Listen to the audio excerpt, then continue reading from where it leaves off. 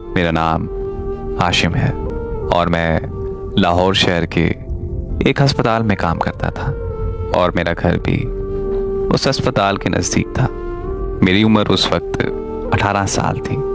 हमारे रिश्तेदारों को अस्पताल में अगर कोई काम होता था तो वो अक्सर मुझे कहा करते थे। मैं उनके वहाँ के सारे काम करवा देता था। एक हमारे दूर के रिश्तेदार भी थे।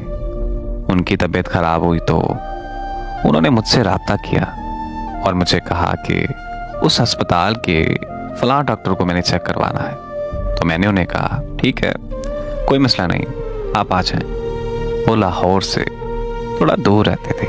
वो आए तो उनके साथ बड़ा बेटा रिजवान और उनकी एक बेटी हमना भी थी। डॉक्टर ने चेकअप किया और चेकअप करने के बाद कुछ टेस्ट वगैरह लिख दिए और उन्हें अस्पताल में दाखिल करने का कहा और हमने उन्हें दाखिल करवा दिया। उनका घर काफ़ी दूर था तो मैंने उनके बेटे और बेटी को रिहाइश का बंदोबस्त अपने घर में करके दिया।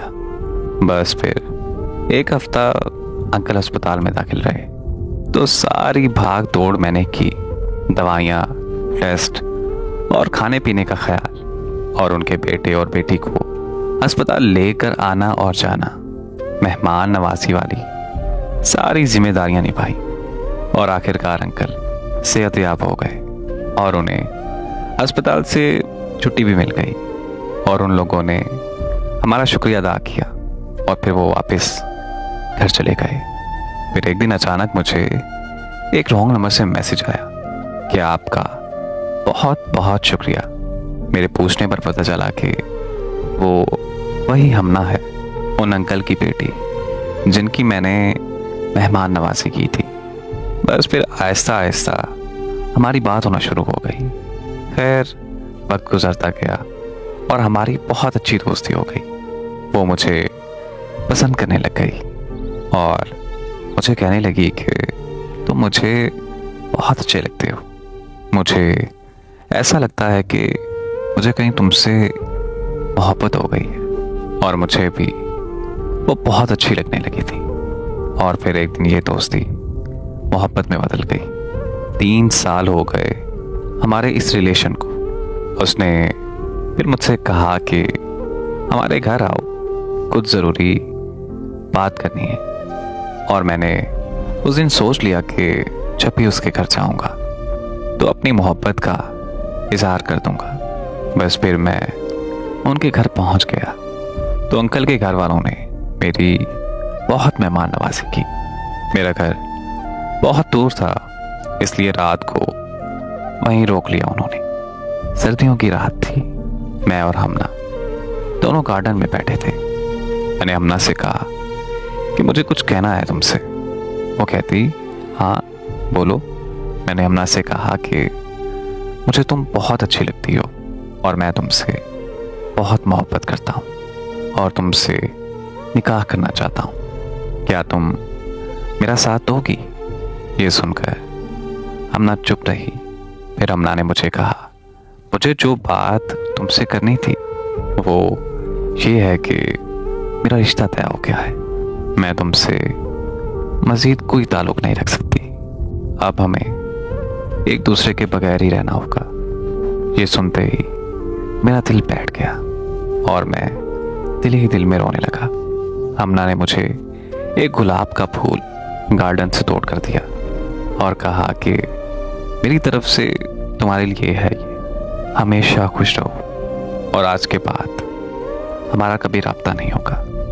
मैं हमना की मिन्नतें करने लगा, उसे वास्ते देने लगा और मैंने हमना से कहा कि तुम हिम्मत जुटाकर अपने घर वालों को हमारी मोहब्बत के बारे में सब कुछ साफ साफ बता दो। मुझे उम्मीद है कि तुम्हारे घर वाले मान जाएंगे। मैं अपने घर वालों को तुम्हारे घर रिश्ते के लिए भेजता हूँ और मुझे यकीन था कि अगर मेरे घर वाले हमना का रिश्ता मांगेंगे तो वो खुशी खुशी मान जाएंगे। लेकिन जिससे हमना का रिश्ता तय हुआ है वो उसका हमसाया है। वो कहती कि नहीं, मुझे किसी से कोई बात नहीं करनी और तुम्हें मेरी कसम कि तुम हमारे बारे में कभी किसी को एक भिनक भी नहीं पड़ने दोगे, कभी किसी को कुछ नहीं बताओगे, हमेशा चुप रहोगे, क्योंकि ये मेरी इज्जत का सवाल है, मेरे माँ बाप की इज्जत का सवाल है। और वैसे भी वो मेरे घर के पास है। शादी के बाद तुम्हारे साथ और नहीं रहना चाहती। मैंने हमना की, बहुत मिन्नतें की, लेकिन उसने मेरी एक ना सुनी और उसने फिर हमेशा के लिए अलहदगी का फैसला कर लिया। मैं अपने घर अब वापस आ गया था, लेकिन अब काम पर मेरा जरा भी दिल नहीं लगता था और हर वक्त हमना के ख्यालों में रहने लगा। मुझे नौकरी से निकाल दिया गया। मैं हमना की मोहब्बत में बिल्कुल अंधा हो गया था कि पीरों फकीरों के पास जाने लगा। हमना को पाने के लिए तरह तरह के वजीफे करने लगा, यहाँ तक कि मैं नशे वाली गोलियां खाने लगा। मेरे घर वाले मेरी हालत देखकर बहुत परेशान थे और फिर मुझे एक दिन हमना की शादी का कार्ड आ गया। उस दिन मैं बहुत रोया। ऐसे लग रहा था कि जैसे सब कुछ खत्म हो गया हो। बस फिर वक्त गुजरता गया और मुझे सब्र आता गया। मुझे हमना आज भी याद आती है। जब वो मुझे याद आती है ना, तो मेरी आंखों से आंसू रुकने का नाम तक नहीं लेते। उसका दिया हुआ आखिरी गुलाब आज भी मेरी डायरी में है और आज मैं जब पुरानी बातों को याद करता हूँ तो दिल के जख्म फिर से ताज़ा हो जाते हैं। अगर उस वक्त हमना मेरी मोहब्बत का एहसास कर लेती तो आज मुझे ये सब बर्दाश्त ना करना पड़ता। लेकिन वो कहते हैं ना कि जो भी होता है इंसान की बेहतरी के लिए ही होता है। अब मैं पहले से कई ज़्यादा मजबूत हो गया हूँ और अल्हम्दुलिल्लाह आज अपना कारोबार है। बस आखिरी बात यही कहूँगा कि हमना के जाने के बाद मुझे कभी किसी से मोहब्बत नहीं हुई। अब मेरे घर वाले जहाँ कह देंगे मैं वहीं शादी कर लूँगा, क्योंकि मोहब्बत का एहसास बहुत तकलीफ देता है।